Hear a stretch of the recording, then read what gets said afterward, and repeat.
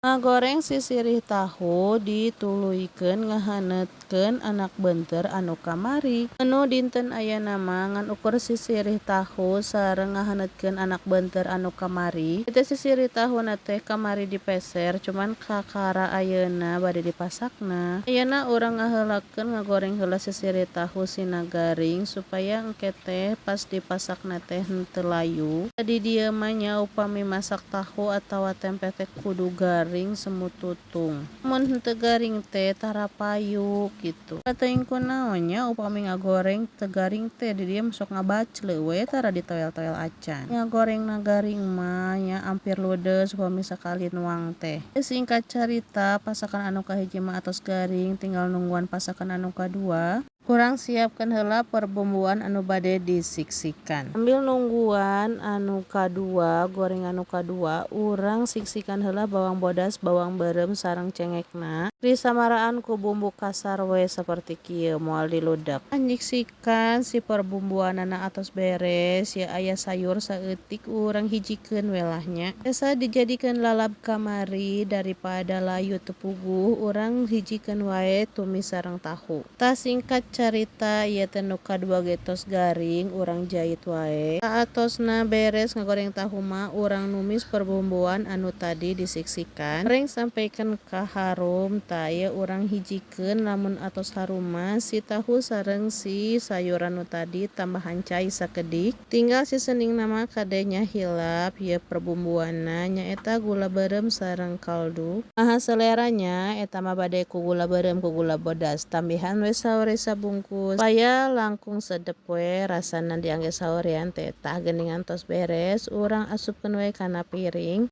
Numis tahuna atos beres kari ayeuna mah urang ngahanetkeun si anak beunteur anu kamari. Kaleuresan nya henteu saep ieu anak beunteur teh urang hanetkeun we lebar supaya henteu hanyer teuing kitu dituangna upami haneut-haneut mah raos. Ngahanetkeun anak beunteurna atos beres da tinggal ngahanetkeun hungkul henteu kedah lami teuing. Upami lami teuing mah bisi tutung. Tah urang masukkeun we kana mangkok nu tadi. Nah ieu tos beres. Menuna simpel hayu urang tararuang kaleuresan ieu perutna tos dalitdut hoyong tuang.